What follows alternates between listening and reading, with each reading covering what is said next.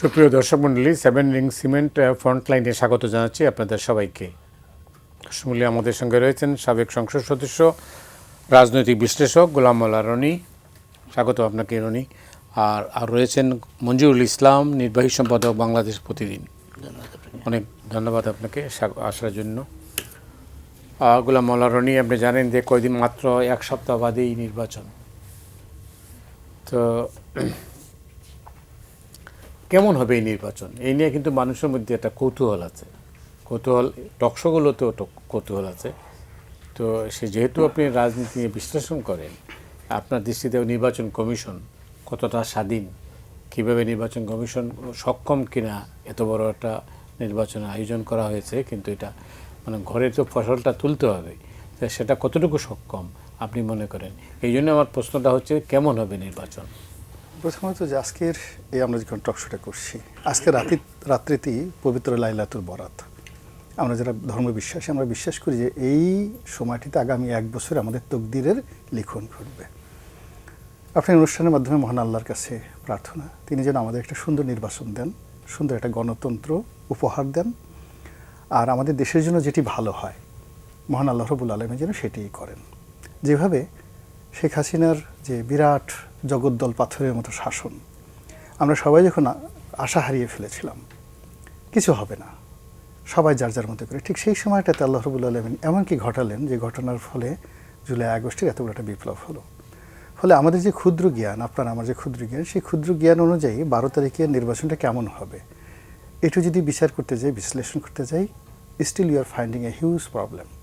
অসংখ্য সমস্যা দেখতে পাচ্ছি, যেখানে দৈনন্দিন যে আইন শৃঙ্খলার যে রেটিং, আমার জানা মতে গত 17 মাসে এটার যে অবনতিটা হয়েছে, এটা আমি আমার জীবনে দেখিনি কখনো।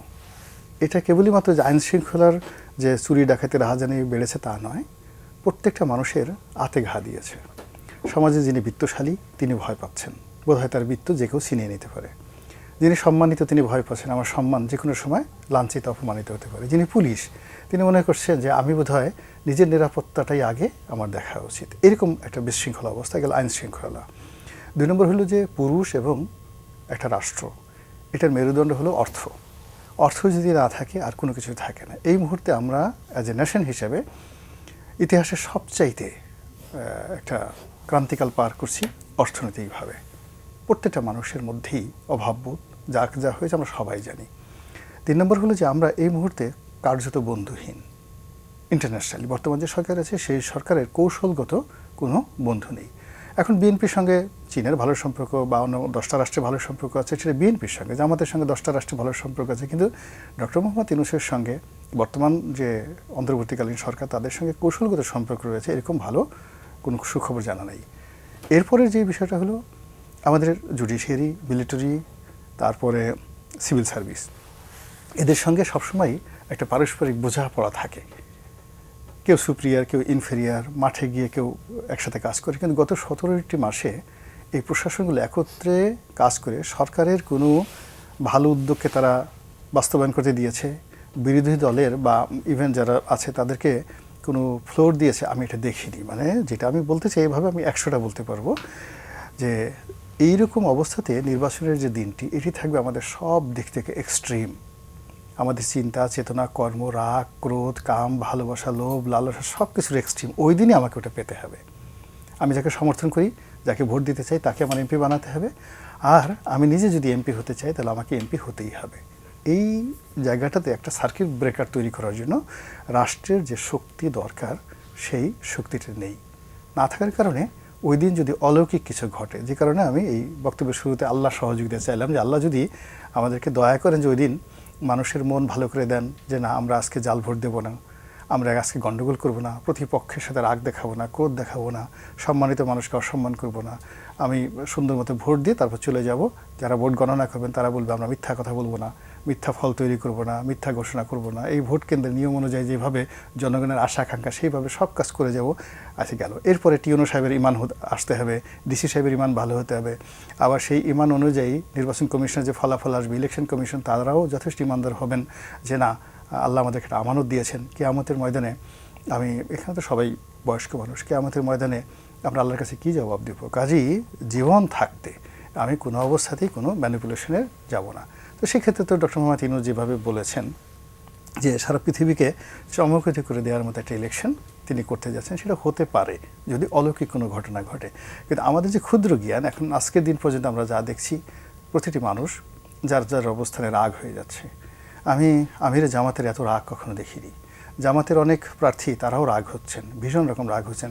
আমরা তাদেরকে জানি যারা মুসকে মুসকে হাসে, মানুষের সাথে হ্যান্ডশেক করে, তারপরে সে কুলাকুলি করে, পকেটে আতর থাকলে এটা তো আপনি জানেন যে রেগে গেলে মানে রেগে যান মানে হেরে গেলে হেরে যায়। হয়তো তো তারা করে কি, পকেটে মঞ্জু সাহেবের সঙ্গে দেখা হলো, পকেট থেকে একটু আতর বের করে সে দিল, লাগিয়ে দিল। মঞ্জু সাহেব বলে, খুব সুন্দর তো হুজুর আতর। তো বললো যে পছন্দ হয়েছে, নেন, বলে তার হাতের মধ্যে আতরের বাক্সটা দিয়ে দিল। এইটা তাদের অবস্থা। সেই আতর থেকে বের হয়ে এখন হ্যাং করেঙ্গা, ধ্যাং করেঙ্গা, মেরে ফেলেঙ্গা, জিব্বা টেনে ছিঁড়ে ফেলেঙ্গা, এই যে কথাগুলো বলছে, মানে এগুলো নিয়ে না আমাদের ভয় হচ্ছে। ভয় হচ্ছে এর কারণ হলো, যদি আমরা জামাতকে দুর্বল মনে করি, দুর্বলের অত্যাচার এবং রেগে যাওয়া মারাত্মক বিপত্তি ডেকে নিয়ে আসে। আর যদি আমরা মনে করি যে না, তাদের গুপ্ত শক্তি আছে, অন্তর্নিহিত শক্তি আছে, যেটা আমরা বুঝতে পারছি না, তো সেক্ষেত্রে যে তাদের রাগ হয়ে যাওয়া, এটা আমাদের পতন ডেকে নিয়ে আসবে। কোন দিকে যাব বলেন? অনেক ধন্যবাদ। গোলাম মোল্লা রনির একটা তাত্ত্বিক বিশ্লেষণ শুনলাম, আপনি কিভাবে দেখছেন? ধন্যবাদ আপনাকে। রনি ভাই যে কথা বলেছেন যে অনেকগুলা যদি এটা হতো, যদি এটা হতো, যদি এটা হতো, এটা হলো, এটা যদি হতো তা আমরা সবাই কিন্তু খুশি হতাম যে আমাদের দেশটা দুধের নহরে ভেসে যাচ্ছে, এরকম একটা অবস্থা কিন্তু হতো। কিন্তু আমি রনি ভাইকে একটু গ্যারান্টি দিতে চাই যে উনি যেটার প্রত্যাশা করছেন একটাও হবে না। ইন্নালিল্লাহ। তাই? একটাও হবে না। আলহামদুলিল্লাহ। একটাও হবে না। আমি 3বার বলছি, একটাও হবে না। কারণ যারা নির্বাচন করছে তাদের কেউই পরাজিত হবে এই মানসিকতা কারোই নাই। সবাইকে জিততে হবে, জেতার জন্য যা যা করা দরকার সবই করতে হবে। রনি ভাই আজকে শবে বরাতের সবার মানে মঙ্গল কামনা করেছেন, কিন্তু আজকে প্রার্থীরা বুক ভাসায় ফেলবেন মানে চোখের পানিতে, যে আল্লাহ যেন তাকে বিজয়ী করে। কিন্তু আল্লাহর কাছে যদি বিজয়টা চায়, আল্লাহ হয়তো যাকে যেটা দেওয়ার সেটাই তো, কারণ আল্লাহ তো সর্বজ্ঞানী এবং সর্বদাতা, তিনি তো জানেন কাকে কি দিতে হবে। তো সেই জায়গাটায় আল্লাহ নিশ্চয়ই ভালো জায়গায় ভালো জিনিসটা দিবেন, সেটাও আমরা প্রত্যাশা করি। কিন্তু আমার একটা প্রশ্ন হলো, আপনি নিশ্চয়ই কয়েকদিন আগে খেয়াল করেছেন যে আমাদের পররাষ্ট্র উপদেষ্টা বলেছেন যে ভোটের টার্ন আউট 55% হবে। এই জ্যোতিষী কিভাবে হইল? ওনার কাছে এমন কি মেশিন আছে যেই মেশিনে উনি আগেই গুনে বলে দিলেন ভোটের টার্ন আউট 55% হবে? ওনার প্রত্যাশা আর কি না, ওনার প্রত্যাশা না, এই জায়গাটা কনফিডেন্সও না। আমি বলবো এই জায়গাটা ওনার এক্সপিরিয়েন্স। কারণ 2008 সালের যেই হোয়াইট কলার জালিয়াতি হয়েছিল নির্বাচনে, সেই নির্বাচনের সময় তিনি পররাষ্ট্র সচিব ছিলেন। সেই মেকানিজম তিনি জানেন, সেই এক্সপিরিয়েন্স থেকে তিনি বলেছেন।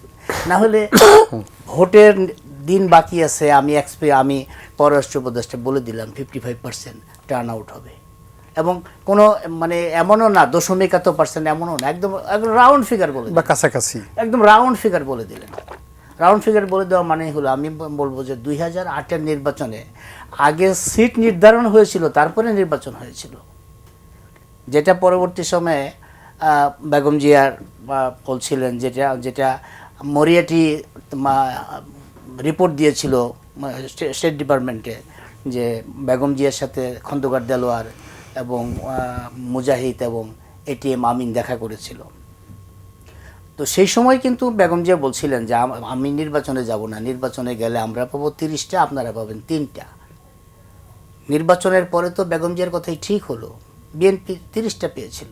তো যেই নির্বাচন হওয়ার আগে প্রার্থী জানে বা দলীয় প্রধান জানে সে কয়টা পাবে, তো সেই নির্বাচনে তো উনি একজন মেকানিক্যাল ইঞ্জিনিয়ার ছিলেন, পররাষ্ট্র মন্ত্রণালয় রিলেটেড সব কিছু তো উনি ডিল করছেন। আমি বিস্মিত হয়েছি। ওই নির্বাচনে আরেকজন কারিগর কিন্তু সরকারি আছে। হ্যাঁ, আরেকজন কারিগর তো নামই বলা যায়। আপনার ধরেন ওই নির্বাচন অনেকেই আছে, শুধু উনি না, অনেকেই আছে। যেমন এখনকার যে আইজিপি, উনি এসবি চিফ ছিলেন। এখনকার যে হোম মিনিস্টার, পররাষ্ট্র উপদেষ্টা, উনি গভর্নমেন্টের গুরুত্বপূর্ণ জায়গায় ছিলেন। স্বরাষ্ট্র স্বরাষ্ট্র উনি একটা গুরুত্বপূর্ণ উনি ছিলেন পিএসও। হ্যাঁ, উনি গুরুত্বপূর্ণ জায়গায় ছিলেন। তো সকল মেকানিজমে যারা যারা ছিল ব্রিগেডের শাখা তো এবং ব্রিগেডের শাখাওয়াত সাহেব ইলেকশন কমিশনে ছিলেন। তো সকল মানে হোয়াইট কলার জালিয়াতি ওই সময় যেটা হয়েছে সেই জালিয়াতির আরেকজন ক্যাবিনেট সেক্রেটারি ছিলেন, তিনিও হ্যাঁ আছেন।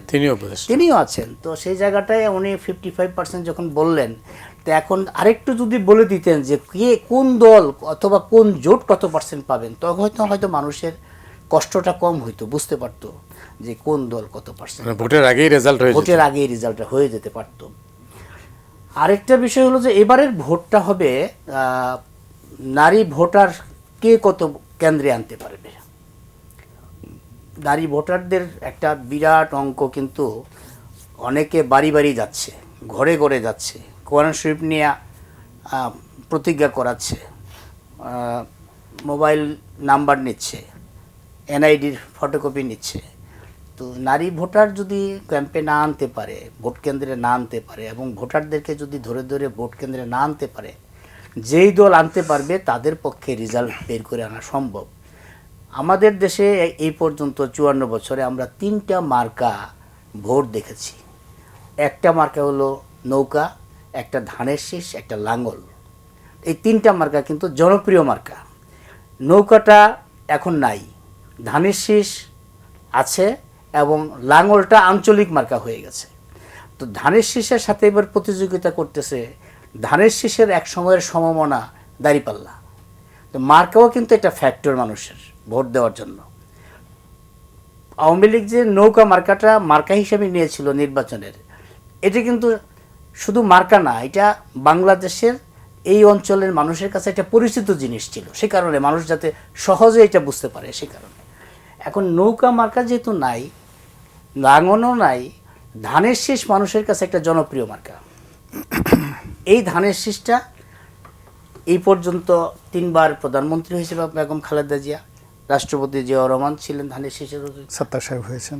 তো এখন যেই ধানের শীষের এখনকার যে অবস্থাটা, এই এখনকার অবস্থাটা কিন্তু জিয়াউর রহমান এবং বেগম খালেদা জিয়ার যে ইমেজ, সেই ইমেজের উপর ভিত্তি করে কিন্তু এখনকার ধানের শীষ, এখনকার বিএনপি সেই ইমেজটাকেই কিন্তু তারেক রহমান সামনের দিকে নিয়ে যাচ্ছে।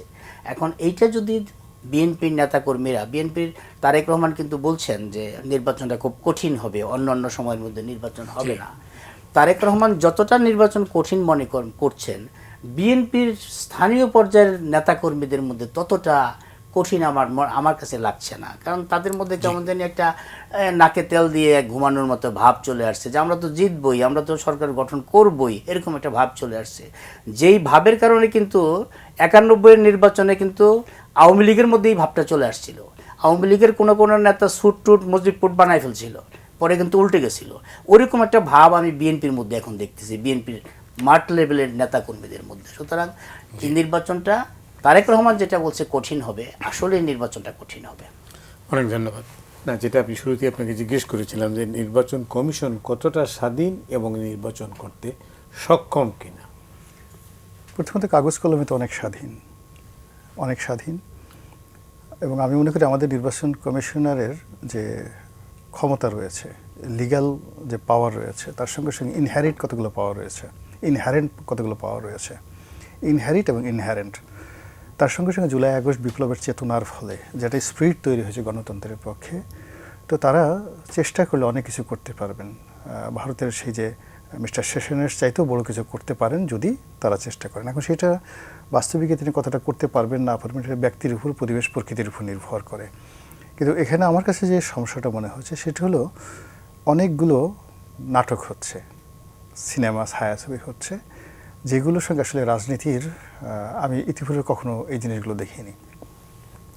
যেমন ধরুন তারেক রহমান সাহেবকে রাতারাতি এখন যে প্রাইম মিনিস্টারের প্রোটোকল দেওয়া হচ্ছে, এটা আবার তার প্রতিপক্ষ খোঁটা দিচ্ছে। এখন যদি আপনি বাস্তবতা ধরেন, দিল্লিতে ধরেন, এখন নরেন্দ্র মোদী বা অমিত শাহ তারা ক্ষমতা আছে, কিন্তু রাহুল গান্ধী কিংবা কংগ্রেসের সোনিয়া গান্ধী তারা যে জেড ক্যাটাগরির ব্ল্যাক ক্যাট সিকিউরিটি পায়, সেটা তো অমিত শাহ পান না। এখন ওটা হলো যে কোনোভাবে এখন আমাদের দেশে তারেক রহমান সাহেবের যে জনপ্রিয়তা, তার জীবন, তার যৌবন, তার ফিরে আসা, তার এনিমিটি, তাকে কেন্দ্র করে যা কিছু আছে, ফলে রাষ্ট্র তাকে সিকিউরিটি দিতেই পারে। এবং এটা প্রথম দিকে কেউ কিন্তু আপত্তি করেনি, কিন্তু ইদানিং দেখা যাচ্ছে যে এটাকে নিয়ে অল অন এ সাডেন রাজনীতি হচ্ছে এই সময়টিতে। এবং আপনি দেখুন যে জামাতের একজন শীর্ষ প্রার্থী, যিনি কিনা তারেক রহমান সাহেবের প্রতিদ্বন্দ্বী, তিনি ক্যান্টনমেন্টে ঢুকতে চাচ্ছিলেন, এবং তাকে যখন ঢুকতে দেওয়া না হলো তিনি কিন্তু মেজাজ হারিয়ে ফেলেছেন। না, কি অস্ত্র নিয়ে ঢুকতেছিলেন? তো অস্ত্র নিয়ে ঢুকতে চেয়েছেন, এবং আর অস্ত্র নিয়ে কেন তিনি ঢুকতে পারবেন না? আমার একটা ব্যাপার হলো যে আপনি তো আমাকে অস্ত্র দিয়েছেন, বৈধ অস্ত্র দিয়েছেন, তো একজন সেনাবাহিনীর কর্মকর্তার কাছে যেমন তার অস্ত্রটা বৈধ, আমার কাছে তো আমার লাইসেন্স করা অস্ত্র, আমি কেন ঢুকতে পারবো না? বলেন। ক্যান্টনমেন্টের যে আইন আছে সেই সেই আইন আছে, বাট যেটা আছে সেটা আইনটা হলো ভূতাপেক্ষা আইন। কিন্তু আপনার এই আইনে একজন অস্ত্রধারী যিনি আছেন, আমার যে সিকিউরিটি আছে সেই সিকিউরিটি আমার ক্যান্টনমেন্টের মধ্যে কর্তৃপক্ষ 100% এনশিওর না করলে আমি কেন আমার বৈধ অস্ত্র ছাড়া সেখানে যাবো? ইলেকশনের সময় আপনি তাকে অস্ত্র দিয়েছেন, তাকে গানম্যান দিয়েছেন, আর সেই গানম্যান নিয়ে তার নির্বাচনী এলাকায় সে প্রচার করতে পারবে না ক্যান্টনমেন্ট বলে, এটা একটা বৈষম্য হয়ে গেল না? কেন এই কাজটা সে করবে না? গেল এক। 2 নম্বর হলো যে সে তো যে জিনিসটা বলছে যে আমি এখানে গাড়ি থেকে নামলাম, তারপর শেষে আপনি আমার অস্ত্র চেক করলেন, সমস্ত কিছু চেক করলেন। হয়রাস আমার অপোনেন্ট যখন আসেন, তাকে গাড়ি থেকে নামাতে দূরের কথা, তার 5 নম্বর 6 নম্বর গাড়ি দেখলেই তো আপনি সেলুট দিতে দিতে মরে যান, তার পিছনে ছুটার জন্য আপনারা দৌড়ি শুরু করেন। এটা কেন? তারপরে বোঝার চেষ্টা করেন যে অ্যাঙ্গার, ক্রোধ এবং ক্ষোভ আমরা সবাই জানি। মোরালেস আমরা যারা অস্ত্র দীর্ঘদিন ধরে অস্ত্র হোল্ড করি, আমরাও জানি যে ক্যান্টনমেন্টে অস্ত্র নিয়ে যাওয়াটা আমাদের জন্য সঠিক না। আমরা অনেক সময় চেক করেন, আমরা বলি না, কিন্তু আমাদের গাড়িতে থেকে ওই করে। কিন্তু এই সময়টা যখন আমাকে বলবে যে না মিস্টার রনি আপনি এটা যেতে পারবেন না, বা একটা আইন আছে আপনি ক্যান্টনমেন্টে ব্ল্যাক গ্লাস নিয়ে যেতে পারবেন না, তো যখন বাধা দেবে আমি তো সেটা যেতে পারবো না। কিন্তু অনেক সময় তারা এক্সকিউজ করে যে ঠিক আছে আপনি যান, সেটা ব্যাপার। তো সেইভাবে তারা যাচ্ছে, এবং এখানে যে ঘটনাটা ঘটছে, একজন প্রার্থীর যে ক্রোধ এবং ক্ষোভ সমস্ত প্রোটোকলের বাইরে চলে গেছে। নির্বাচন কমিশনের ভূমিকা কি? এক্ষেত্রে নির্বাচন কমিশনের ভূমিকা প্রথমত এই বিষয়টি সেটেল করা। এই কারণ হলো এখন আমাদের দেশে ভীষণ রকম একটা বজ্জাতি কাণ্ড কারখানা চলছে। জুলাই আগস্ট বিপ্লবের সময় আমরা জানি যে প্রায় 8,000-এর মতো অস্ত্র লুট হয়েছে। এর মধ্যে এসএসএফের যে একেবারে আল্ট্রা মডার্ন যে আমেরিকান অস্ত্রগুলো, ইটালির পেট্রো বারেটা থেকে শুরু করে AK-47 অস্ত্রগুলো লুট হয়েছে। সেই অস্ত্রগুলো আবারও কোথায় আছে আমরা জানি না।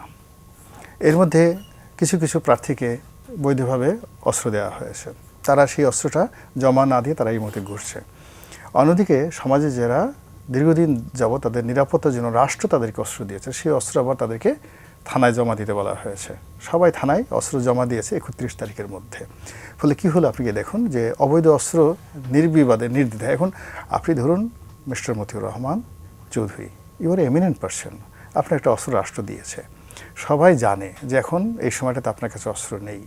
এখন আপনাকে যদি যে কোনো একটা অবৈধ অস্ত্রধারী আপনাকে একটা গুলি করে, জানে যে এরকম একটা ইম্পর্টেন্ট লোককে শোয়াই দিতে পারলে নির্বাচনটা বানচাল হয়ে যাবে। তো অ্যাজ লং অ্যাজ আমরা যারা বৈধ অস্ত্রের অধিকারী, আমাদেরকে নিরাপত্তা না দিয়ে আমাদের অস্ত্র নিয়ে যাওয়া হয়েছে।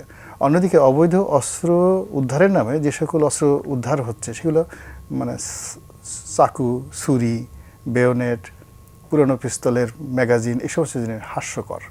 আবার অন্যদিকে প্রার্থীদের একটা বিরাট অংশ, 2,000-এর মতো প্রার্থী, তাদের মধ্যে অল্প কয়েকজনকে আবার আপনি আর্মস ক্যারি করার সুযোগ দিয়েছেন। এখন এখানে নির্বাচন কমিশন মোরালি আসলে আমার কাছে মনে হচ্ছে এটা কোনো কথা বলার মতো শক্তি তাদের নেই, এই মুহূর্তে নেই। কেন নেই? আইন তো বলে স্বাধীন। না, সব কিছু স্বাধীন আছে, কিন্তু ওই যে বললাম যে আপনার একটা স্বাধীন হার্ট আছে, একটা কিডনি আছে, তো হার্টের সাথে কিডনির সঙ্গে তো একটা সংযোগ থাকা লাগবে। আমাদের এখানে আজকে দেখলাম সেনাবাহিনীর প্রধান, 3 বাহিনীর প্রধান বক্তব্য দিচ্ছেন, এই কথা কখনো হয়নি। যখনই আমার সমাজে আমি দেখছি অড কোনো কিছু হয়েছে, তখনই সেখানে আসলে মানে অদ্ভুত ঘটনা ঘটেছে। তিনি বললেন যে নির্বাচন না হওয়ার কোনো কারণ নাই, সেনাবাহিনী চাচ্ছে, পুলিশ বাহিনী চাচ্ছে, সবাই চাচ্ছে নির্বাচন। তো সেনাবাহিনী যদি 3 বাহিনী পুলিশ মানে 3 বাহিনী যদি নির্বাচন চায়, তাহলে নির্বাচন না হওয়ার কোনো কারণ নেই। ওনার এই কথাটার কারণে নির্বাচন ঝুঁকিপূর্ণ হয়ে পড়েছে। তাদের কথায় তো নির্বাচন হবে না, তারা আমাদের এই প্রজাতন্ত্রের কর্মচারী, অক্সিলারি ফোর্স, সাহায্যকারী ফোর্স। তো সেই সাহায্যকারী ফোর্স অনুযায়ী তারা কী করবে, জনগণের আশা এবং আকাঙ্ক্ষাকে মাঠে বাস্তবায়ন করবেন। কিন্তু তারা যখন নিজেরা সিউরিটি দিচ্ছে নির্বাচন হবেই, তখন যারা নির্বাচন হবে না তাদের মধ্যে একটা জেদ চলে আসে, দেখি তুমি কেভাবে পারো, এই জিনিসগুলো হয়ে যাচ্ছে। তো সেক্ষেত্রে ইলেকশন কমিশন যেটা কাজ করবে তাকে তো আইজি সাহেবের সাহায্য লাগবে, সেনাপ্রধানের সাহায্য লাগবে। এখন ডেইলি স্টার ভবন যখন আগুন লাগলো তখন তো বাংলাদেশে যাদের কথায় বলা হতো যে কিংবদন্তি, মাহফুজ সাহেব, মতিউর রহমান সাহেব, নুরুল কবির সাহেব, তারা বহুবার সেই প্রধান উপদেষ্টা থেকে শুরু করে সমস্ত কর্তা ব্যক্তিদেরকে টেলিফোন করে একটা পুলিশকে মুভ করাতে পারেনি। তো বুঝতে চেষ্টা করেন যে মানুষ হাহাকার করে, এবং ওই দিন ডেইলি স্টারের 30-35 জন লোক পুড়ে যেতে পারতো। তো ওই যদি এই অবস্থা হয় ওই দিনের অবস্থাতে, এখন তো পরিস্থিতি আরও খারাপ হয়েছে। অনেক ধন্যবাদ। যে প্রশ্নটা তুকি করেছিলাম যে নির্বাচন কমিশন কতটা স্বাধীন, যদি যেটা এই যে প্রশ্নটা নিয়ে তিনি রেফারেন্স টানলেন, ক্যান্টনমেন্টে একজন ক্যান্ডিডেট ঢুকতে যাচ্ছিলেন, নির্বাচন কমিশনের তো ক্ষমতা আছে এই ব্যাপারে একটা দায়িত্ব নিয়ে বলা কথা, তারা তো এখন তো কিছুই বলছেন না। নির্বাচন কমিশন স্বাধীন, আমাদের যেটা রনি ভাই বললেন যে কাগজে কলমে। বাংলাদেশের এখনকার যে নির্বাচন কমিশন, এই নির্বাচন কমিশন যদি এখন ধরেন হাসনাত আবদুল্লাহ বা নাহিদ ইসলাম অথবা আপনার ধরেন পাটোয়ারি, নাসিরউদ্দিন পাটোয়ারি, এই তিনজনের যে কোনো একজন অথবা এনসিপির কোনো একজন নেতা যদি বলে যে আমি নির্বাচন কমিশনে এখন যাব, দেখা যাবে যে চিফ ইলেকশন কমিশনার থেকে শুরু করে সব রেডি হয়ে থাকে তাকে রিসিভ করার জন্য। তো যখন এরকম একটা মানে শক্ত মেরুদণ্ড কাগজপত্রে থাকা একটা প্রতিষ্ঠানের ম্যান পাওয়ারের অবস্থা যদি এরকম হয়, যাকে মানে সবাইকেই খুশি করতে চায়, তারেক রহমান দেশের বাইরে মানে ঢাকার বাইরে রংপুরে যাবে মাজার জিয়ারত করতে, মানে এইটা যাওয়া যাবে না। এক দল কমপ্লেন করছে, ওনারা বলছে আপনি যায়েন না, যায় নাই। আরেক দল গিয়ে বলছে এটা করা যাবে না, হ্যাঁ করা যাবে না। আরেক দল বলছে এইটা করা যাবে না, হ্যাঁ ওইটাও করা যাবে না। এখন সবাইকে খুশি করার যে এজেন্ডা নিয়ে আপনি নেমেছেন, এই এজেন্ডা তো শক্ত মেরুদণ্ড সম্পন্ন লোক এটা এখানে নাই। আর এখানে যারা এখনও আছেন তাদের ব্যাকগ্রাউন্ডও কারো শক্ত না, এবং দুর্বল লোকগুলা বেছে বেছেই কিন্তু ইলেকশন কমিশনে দেয়া হয়েছে, যাতে করে সবার ধমক তারা সহ্য করতে পারে অথবা সবাই তাদের ধমক দিতে পারে, এরকম লোকগুলি কিন্তু দেওয়া হয়েছে। নির্বাচন কমিশনের এখন যারা আছে, এখন কেউ একজন নাই দাঁড়িয়ে বলবে আমি এটা করব না বা এইটাই মানতে হবে, একজনও নাই।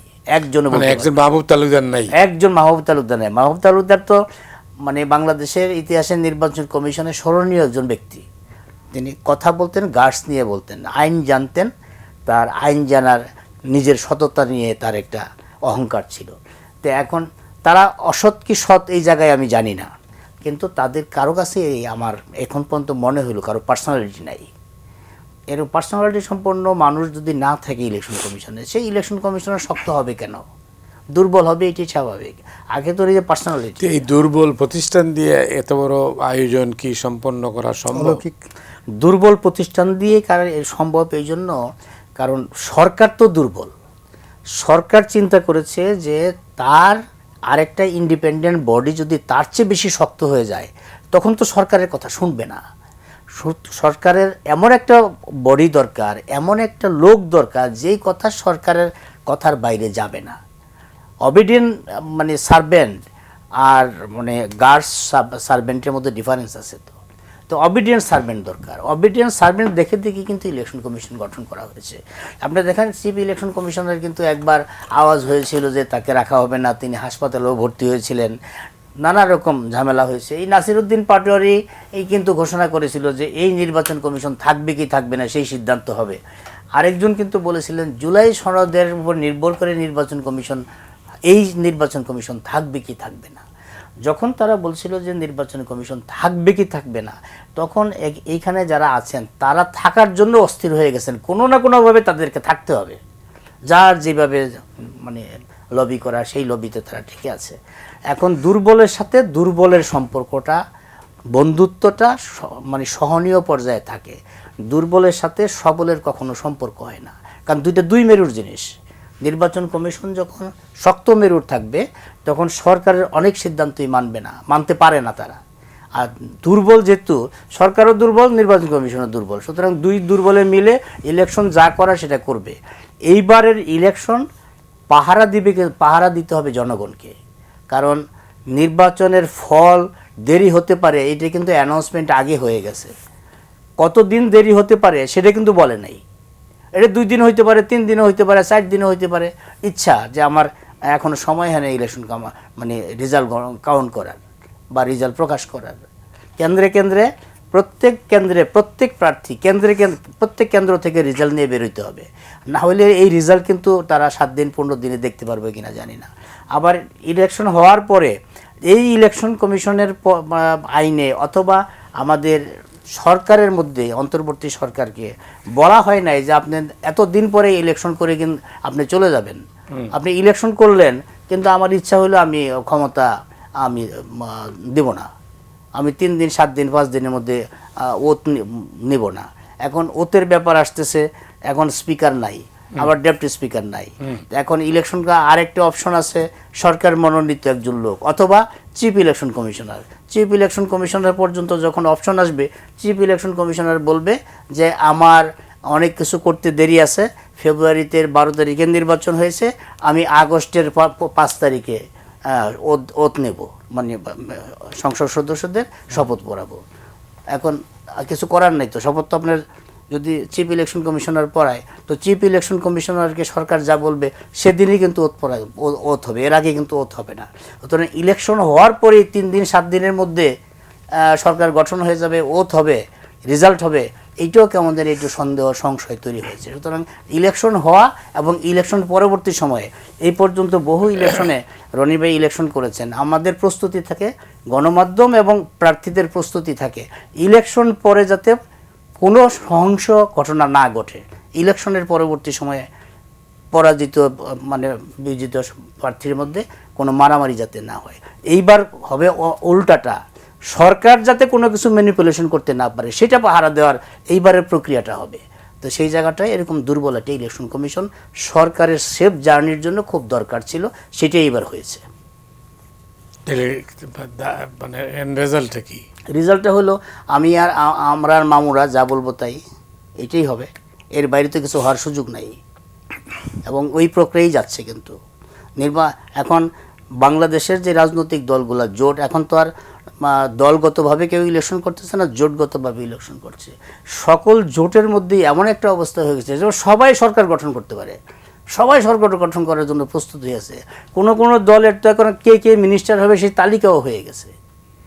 তো সেটা যখন মিনিস্টার ক্যাবিনেট হওয়ার জন্য তালিকা হয়ে যায়, সরকার গঠনের জন্য রেডি হয়ে থাকে, তখন ইলেকশন কি হইলো সেদিকে তো কারো নজর নাই। তারা জানে 12 তারিখে ইলেকশন হবে, ইলেকশন হওয়ার পরে যেদিনই সরকার গঠন হবে, আমরাই তো সরকারে আসতেছি, সমস্যাটা কি, হোক না কয়দিন পরে। মঞ্জু, এই পর্যায়ে আপনাকে অনেক ধন্যবাদ। ধন্যবাদ আপনাকেও। দর্শক, আমরা ছোট্ট বিরতিতে যাচ্ছি, ফিরছি খুব তাড়াতাড়ি, আমাদের সঙ্গেই থাকুন।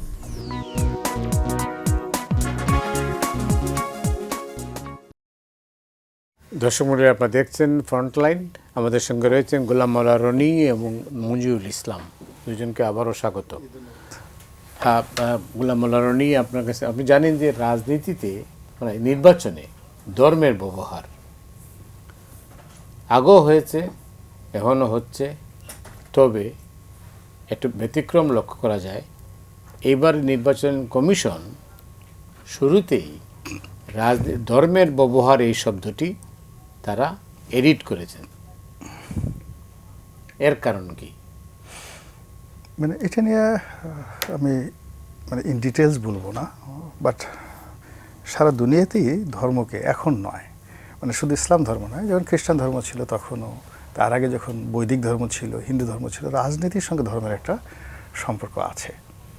এবং জনগণকে মানে একটা উর্দু কবিতা আছে, হাল তেরা চাল হ্যায় মকসুদ তেরা মাল হ্যায় লাখো কো আন্ধা কর দিয়া, পলিটিশিয়ানদের সম্পর্কে বলা হয়েছে, উর্দু শের, যে আপনি যখন মানুষকে মেন্টালি দমাতে চান, নিজেকে সুপ্রিয়ার বানাতে চান, তো যখন আপনার একটা ধর্মীয় লেবাস থাকে তখন নোবডি লাক্স এনি কোশ্চেন, আপনাকে একটা মিরাকেল কিছু মনে করবে। আর যদি আপনি ধর্মীয় লেবাস না থাকে, লোকজন জিজ্ঞেস করবে আচ্ছা ঠিক আছে, ইফ ইউ আর লিডার, শিক্ষাগত যোগ্যতা কি, আমার চেয়ে শক্তি বেশি নাকি, টাকা বেশি আছে কি না, তো সেক্ষেত্রে ধর্মটা হলো একটা সাধারণ হাতিয়ার। তো এটা সবসময় ব্যবহৃত হয়ে আসছে, এখনও হচ্ছে এবং আগামীতেও হবে। এখন এটা হলো যে এটার প্রতিক্রিয়াটা কি হচ্ছে। প্রতিক্রিয়া হলো অতীতের যে কোনো সময়ের চাইতে আমাদের যে ধর্মটা, এই ধর্মটা আগে যেমন দেখা গেল যে শুধু বলা হতো যে জামাতের নেতৃত্বে ইসলামী দলগুলো, এখন জামাতের কাউন্টার 4-5টা কিন্তু ইসলামী দল কিন্তু দাঁড়িয়ে আছে। আপনি যদি হেফাজতের মধ্যে দুটো অংশ দেখেন, তাবলিগ তারা এখনও ঘোষণা করেনি, কিন্তু তারা একটা বিরাট 1 কোটি লোক নিয়ে প্রায় একটা রাজনৈতিক শক্তি হয়ে তারা কিন্তু দাঁড়িয়ে আছে। তারা ডিক্লেয়ার করেনি, কিন্তু তাদের সে রয়েছে। চরমোনাই পীর সাহেব এই গত 17 মাস ধরে তার যে ক্ষমতা, তার যে সাংগঠনিক ক্ষমতা এবং তার যে দাপট পলিটিক্যাল সেক্টর, এটা জামাতের চেয়ে খুব বেশি কম বলে আমার কাছে মনে হচ্ছে না। জামাত ইটসেলফ এই সময়টিতে তারা রাষ্ট্র নিয়ে চিন্তা করছে, শরিয়া আইন নিয়ে চিন্তা করছে, সংবিধান, এমনকি এই প্রথম জামাত স্বাধীন সার্বভৌমভাবে হোক বা না হোক, তারা মনে করছে এককভাবে এই 10 দলীয় জোট নিয়ে তারা ক্ষমতায় যেতে পারবে, তারা প্রধানমন্ত্রী হবে, তারা সংবিধান প্রণয়ন করে সব কিছু করবে। এই যে তাদের যে বিশ্বাসের যে জায়গাটি, সেই জায়গাটি ইতিপূর্বে কখনো, এখন যে অবস্থা তার অর্ধেকটাও ছিল না। তারা মনে মনে স্বপ্ন দেখত। এখন এই যে একটা ইসলামিক রাষ্ট্র গঠন করার বা ধর্মকে ব্যবহার করে রাজনীতি করার যে বাসনা, এই বাসনা আমাদেরকে তুরস্কের সঙ্গে যোগাযোগ ঘটিয়ে দিয়েছে। এই বাসনার সঙ্গে ইরানের সঙ্গে আমাদের যোগাযোগ ঘটিয়ে দিয়েছে। আইএসের সঙ্গে যোগাযোগ যে হয়নি আপনি বলতে পারবেন না।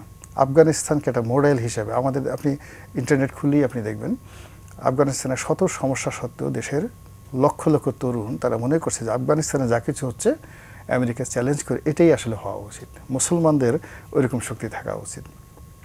তো এরকম একটা দক্ষিণপন্থা গ্রুপ প্রাতিষ্ঠানিকভাবে গত 17 মাসে যেভাবে তারা পিলার গেড়ে ফেলেছে, তাদের জন্য মধ্যপন্থা, লিবারেল যে ডেমোক্রেসি, তারপরে যেটাকে বলা হয় নিরপেক্ষ, ধর্মনিরপেক্ষ ডেমোক্রেসি, বাঙালি জাতীয়তাবাদ, বাংলাদেশি জাতীয়তাবাদ, এটা ক্রমশ ফিকে হয়ে আসছে। আপনি চিন্তা করুন যে আওয়ামী লীগ তো নাই এখন, জিরো। এবং আওয়ামী লীগ যদি বিএনপি রাষ্ট্র ক্ষমতায় আসে, একটা সুন্দর গণতান্ত্রিক অবস্থা হয়, তো হয়তো আওয়ামী লীগ রাজনীতি করার একটা কন্ডিশনাল সুযোগ পাবে, কিন্তু ক্ষমতা আসা সুদূর পরা হতো। তো এখানে যেটা আছে, আলোর বাতিঘর হিসেবে আছে বিএনপি। এখন বিএনপি যদি ক্ষমতা আসে, তাহলে এই যে আমরা যে আমাদের যে প্রচলিত গণতন্ত্র, সেই গণতন্ত্রের পথে আমরা দিক দিক করে আগাতে থাকবো, বাধা হবে, সব কিছু হবে। কিন্তু ইনকেস যদি বিএনপি না আসে, জামাত যদি আসে ক্ষমতায়, জামাত আসার সঙ্গে আপনি এই মুহূর্তে একেবারে বুকে থাপ্পড় দিয়ে বলতে পারবেন না এখানে আপনি যে না রনি ভাই আপনি এটা অন্যায় বলতেছেন, জামাত আসতেই পারবে না। 5% ভোট নিয়ে 6% ভোট নিয়ে কী করে আসবে? বাট জামাত যে আসতে পারবে, সেটা ম্যাট্রিকুলাস ডিজাইন হোক, যেভাবে হোক না কেন, ইঞ্জিনিয়ারিং হোক, এটা কিন্তু এখন বিএনপির যারা শীর্ষ পর্যায়ের নেতৃবৃন্দ তাদের মনে কিন্তু এই আতঙ্ক দেখা দিয়েছে। ইট ইজ পসিবল, কিন্তু এই পসিবিলিটিটাই আমরা কিন্তু এই 2024 সনের আগস্ট মাসে কল্পনাও করি নাই। It was out of in our imagination. তো এর ফলে কী হলো, কি দেখেন যে যদি জামাত কোনো কারণে ক্ষমতা আসে বা 7 দিনের জন্য যদি ক্ষমতা আসে, আপনি দেখবেন যে there will be no more BNP. আপনি বিএনপিকে এই আওয়ামী লীগের মতো এরকম একটা অবস্থায়, অসহায়, ভগ্ন, দুর্বল অবস্থায়, বিচ্ছিন্ন, ছেঁড়াবেড়া অবস্থায় দেখতে পাবেন। এবং সেই যে ইসলামপন্থীদের যে উল্লাস, তাদের যে দাপট, সেই দাপটে এই বাংলাদেশটাও দেখবেন যে একসময় মিশরের মতো হয়ে গেছে, অন্য দেশের মতো হয়ে গেছে। তো এরকম এই ইলেকশনকে কেন্দ্র করে আমরা আসলে একটা বেহেশত এবং দোজখের মাঝামাঝি একটা জায়গাতে আছি। এখানে যারাই জিতবে তারা মূলত বাংলাদেশের গণতন্ত্রকে একটা ট্রেডিশনাল ওয়েতে নেবে, অথবা এই একটা ইসলামাইজেশনের পথে নিয়ে যাবে, ভালো মন্দ সেটা পরের ব্যাপার। তো এইভাবে একটা দুটো পক্ষই সর্বশক্তি নিয়ে তারা একে অপরের সাথে যে টাগ অফ ওয়ার, 12 তারিখে যে একটা ভোট যুদ্ধে তারা নেমেছে, still nobody is 100% sure who is going to be win. কে যে উইন করছে আমরা কেউ বলতে পারছি না। অনেক ধন্যবাদ। এই প্রসঙ্গে আপনার কিছু বলা আছে? এই প্রসঙ্গে আমার বক্তব্য হলো যে আপনার 5ই আগস্টের 2024-এর 5ই আগস্টের পরবর্তী সময়ের যে মুভমেন্টটা হয়েছে, সেই মুভমেন্টের মধ্যে মেইন ফোকাসটা ছিল এন্টি ভারত, এবং এই যে অভ্যুত্থানকারীরা বা যারাই হোক, এটা হলো এন্টি ভারত মুভমেন্টটা হয়েছে। এই এন্টি ভারত মুভমেন্টটা আবার প্রো পাকিস্তান মুভমেন্টে প্রো পাকিস্তান হয়ে গেছে। তখন কথায় কথায় এই যে অনেকগুলা আরবি শব্দের কিন্তু জন্ম হয়েছে, ইনসাফ, ইনকিলাব, অনেকগুলো আরবি শব্দের কিন্তু জন্ম হয়েছে। যার মধ্যে ইনসাফ নাই সেও এখন ইনসাফ প্রতিষ্ঠার জন্য আন্দোলন করতেছে, যার মধ্যে ইনকিলাব নাই সেও এখন ইনকিলাবের জন্য জান প্রাণ দিচ্ছে। তো সে এরকম একটা অবস্থায় মানে এই কিছু শব্দের ব্যবহার দিয়ে একটা নতুন চিন্তা, নতুন ভাবনা, নতুন একটা গ্রুপ তৈরি হয়ে গেছে। এই গ্রুপের কারণে মনে হচ্ছে যে বাংলাদেশে ইসলাম কায়েম ছাড়া আর কোনো উপায় নাই। কিন্তু বাংলাদেশে কখনোই একদম ধর্মভিত্তিক রাজনীতি দিয়ে ইসলাম মানে ইসলামী শাসন ব্যবস্থা বাংলাদেশে কখনোই সম্ভব না, হবেও না। এবং যে যেভাবেই হোক, হ্যাঁ, ক্ষমতার ভাগ হতে পারে, ক্ষমতার সাথে পার্লামেন্টে বিরোধী দল হতে পারে, বা পার্লামেন্টের একটা বড় একটা অনেকগুলো আসন নিয়ে হয়তো ইসলামী দল থাকতে পারে, কিন্তু ইসলামের নামে বাংলাদেশে ইসলামী শাসন ব্যবস্থা, শরিয়া আইন বাংলাদেশে কখনোই হবে না। এটা একদম গ্যারান্টি। এটা হবে হবে না কেন, মানে করতে পারবে না? পারবে না। বাংলাদেশের মানুষ আর যাই হোক ওইটা কিন্তু মানবে না। আপনি দেখবেন যে বাংলাদেশের মানুষের একটা অসম্ভব রকম মানে ক্যারেক্টার। আপনি দেখবেন যে ইউনিভার্সিটিতে একটা মেয়ে পড়ে, সেই মেয়েটার কোনো হিজাব নাই, কোনো ঘুমটা নাই, কিন্তু তার মা এমনভাবে হিজাব পরে আছে যে তার চোখটা ছাড়া আর কিছু দেখা যায় না। কিন্তু হওয়া উচিত ছিল কি, যে মেয়েটা বিয়ে হয় নাই, যে হিজাব পরে নাই, যে বোরকা পরে নাই, তাকে যেন মানুষ না দেখে, সে যত পর্দায় থাকে। হওয়া উচিত ছিল এইটা, কিন্তু হয়ে গেছে উল্টাটা। যেই মহিলা বিয়ে হয়েছে, যার বয়স 50-60 হয়ে গেছে, তিনি খুব পর্দা করতেছেন, কিন্তু তার পাশেই কিন্তু তার মেয়েটা রিক্সা নিয়ে যাচ্ছে, দুই মা মেয়ে, ড্রেসে কিন্তু আকাশ পাতাল ডিফারেন্স। তার মানে কি, বয়স্ক মানুষটা সে কিন্তু একটা তরিকায় চিন্তা করে, আর যে ইয়াং মানুষটা, যে মেয়েটা, তার তরিকার চিন্তা কিন্তু আরেকটা। তো একই ঘরের মধ্যে যদি এরকম চিন্তার বৈপরীত্য থাকে, তো এই দেশে তো ওইটা হবে না। এটা খুব স্বাভাবিক বিষয়। কারণ এটার আরেকটা বিষয় হলো যে দেখেন, বাংলাদেশের একটা প্যাটার্ন আছে। কোনো মা তার মেয়ে আর তার ছেলের বউ দুইটাকে একরকম দেখে না। 90% মা ছেলের বউকে নিজের মেয়ের মতো দেখে না। মেয়ে যখন বাড়িতে বেড়াইতে আসে তখন একরকম আদর থাকে, আর ছেলের বউ যখন বাপের বাড়িতে যেতে চায় তখন বলে যে না মা, বউ তুমি 7 দিন পরে যাও। কিন্তু মেয়ে বাপের বাড়িতে যখন আসবে তখন কত তাড়াতাড়ি আসবে সেটার জন্য কিন্তু মা অস্থির থাকে। তো এই যে ঘরের মধ্যেই আপনার আমাদের ভিন্নতা, এইটাও কিন্তু আমাদের সংস্কৃতির একটা অংশ। কিন্তু 5ই আগস্টের পরে বাংলাদেশে এটা ইসলামী গোষ্ঠীর, ইসলামী ফোর্সের যে উত্থান ঘটেছে, এটাকে আপনি কিভাবে দেখবেন? এইটা উত্থানটা একটা ভ্যাকুয়াম।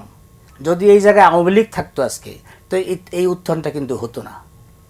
একটা শূন্যতার জায়গাটা তৈরি হয়েছে, কারণ আর তো কোনো দল নাই। এবং ইভেন কি যদি জাতীয় পার্টি আওয়ামী লীগের সাথে অ্যালায়েন্সে না থাকতো, জাতীয় পার্টি যদি স্বাভাবিক রাজনৈতিক দলের কর্মকাণ্ড করতে পারতো, তাও কিন্তু এই ভ্যাকুয়ামটা তৈরি হতো না। এই ভ্যাকুয়ামের মধ্যে এরকম একটা বিষয় দাঁড়িয়ে গেছে।